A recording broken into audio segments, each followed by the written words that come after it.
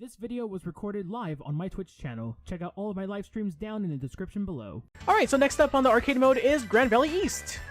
Nothing else to say. Let's go to the hard difficulty, and we've already used the Roadster. We have not used the Mirage STRX. Let's use the Mirage for this one.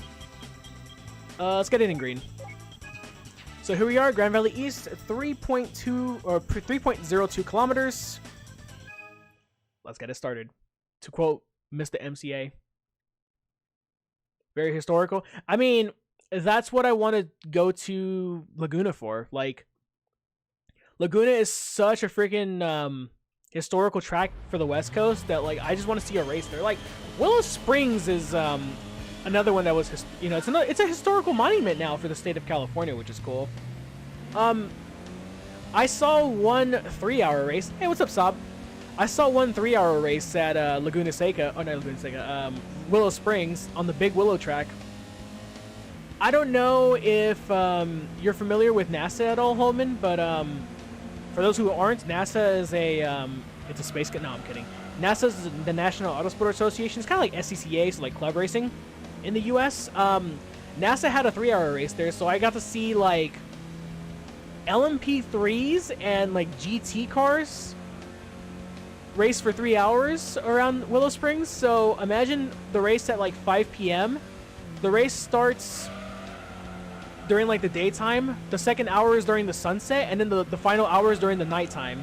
So because Willow Springs has no adequate lighting, you literally have to walk around with either A, flashlight, or B, use the headlights of all the race cars in order to see where the fuck you're going. That was such an awesome moment to be going to a endurance race, like I guess a sprint race. It wasn't really an endurance, but it was a 3-hour sports car race. But a 3-hour race around, shift up.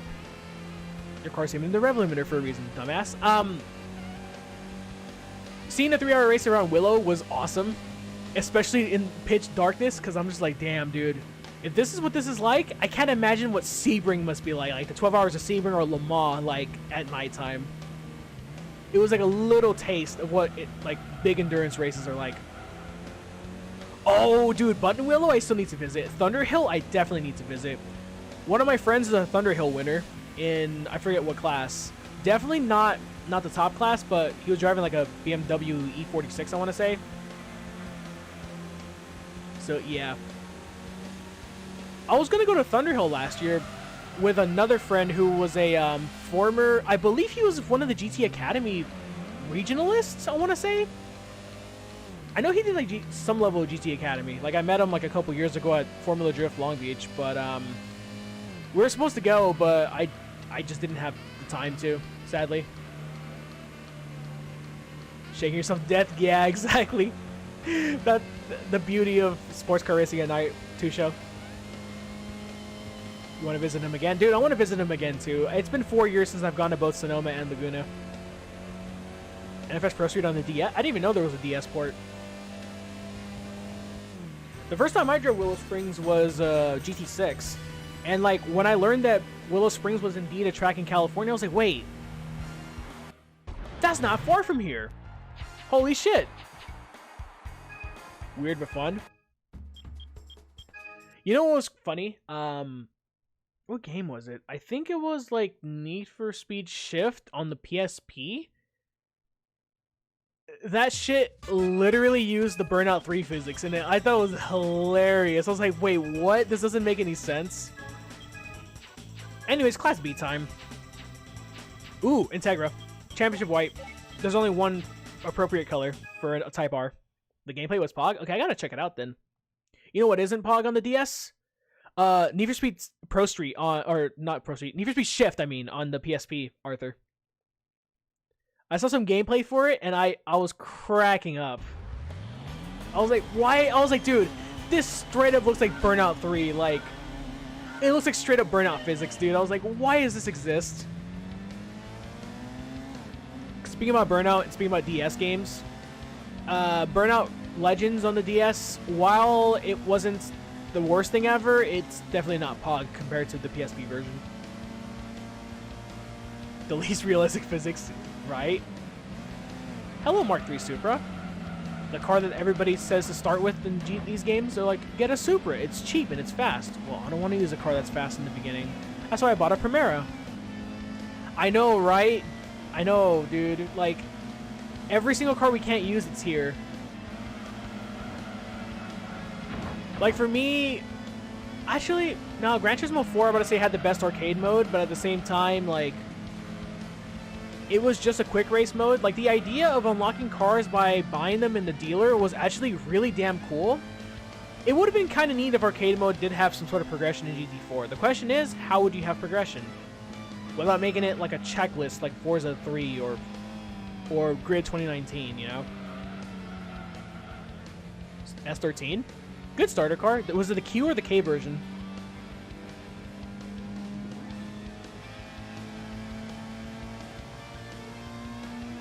Also, the Supra is going to catch us. K's? Nice. 1800, so that's a 88 model, I believe. Oh, going 3 wide, alright. I guess the Silvio felt bad about us being just really slow, so he just let us by. Ooh, nice. You know what's funny? The other day, like I said, I was in San Diego, and I was cruising the coast, and so, we were heading north back to LA just by street, right? Because I was like, you know what, like, we're here. Why go back by highway? Enjoy the fresh air. Enjoy the the peace and quiet.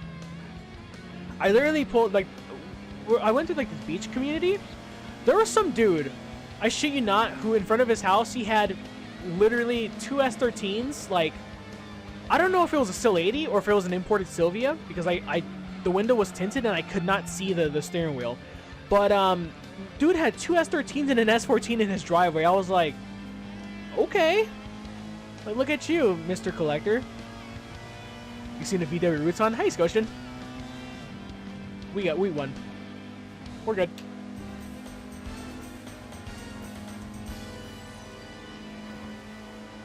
Yeah, the AI is pretty wonky around here.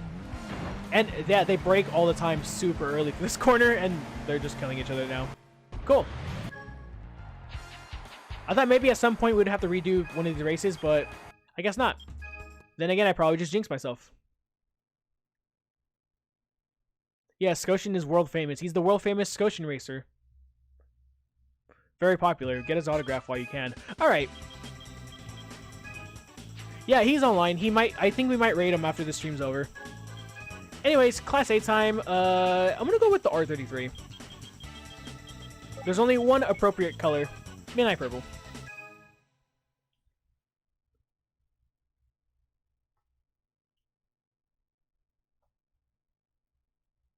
You seen 2 Routons this week? Nice. Dude, there's this company called Tuner Cult that's doing a giveaway for a US legal R34. I don't know how it's US legal. I mentioned it before on stream, but like, whoever wins that Midnight Purple R34 is going to be the luckiest person in the goddamn world.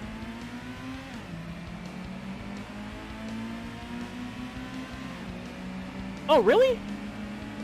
I thought it was just, they just launched however they launched, like depending on the car itself.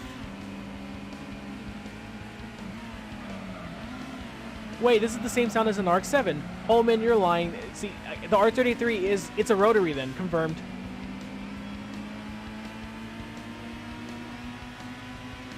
Of course, the NSX is going to be pulling ahead somewhat.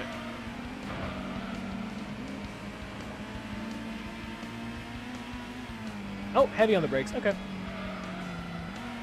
Cool. You do you, buddy. Yes, clearly. Yeah, a total conversion. It would help with the chunky weight. Dude, I don't mind the fact that the car is chunky. Like, everyone hates the R33 because it's a boat, but like, dude, I think it's the best looking one. My opinion, yes. I just love this generation of Skyline in general. Even the GTS models, they look so damn cool. Don't get me wrong, every Skyline is freaking awesome. But yeah, this is just so good looking. You'd be surprised if the insurance allows them to keep it? Well, I mean, If they pay, I imagine so. You probably would have to go to some dealership like insurance company like Haggerty or something. Like, you'd probably have to go to a specialty insurance company in order to get insurance on a car like that. I mean, if I were to win it, I would probably keep that R34 for like a couple months, maybe drive it around and then sell it. Why? Because I need the money, and I'd probably move out with the money and then probably buy like a Mazda Speed 3 or something. Like, yes, the R34 would be a nice car to keep for the rest of my life, but at the same time, like, I see myself like working hard to eventually get one again, and then also it would be like a head start to live a better life, that money. So, especially me being so poor. Yeah, exactly.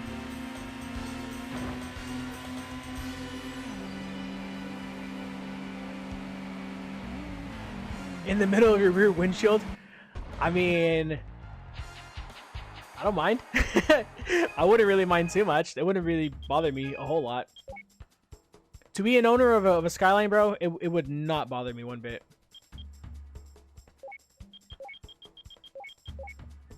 Also, damn, we have a lot of space on the second memory card for replays. We could literally save every replay for the playthrough, I imagine, and then we could still probably have a little bit of space for educational games or something. Left-hand converter 33? I don't know if I convert it, though. I feel like it takes away a little bit of it. Anyways, Special Stage Route 5 is what we unlocked. But next up, Clubman Stage Route 5 first.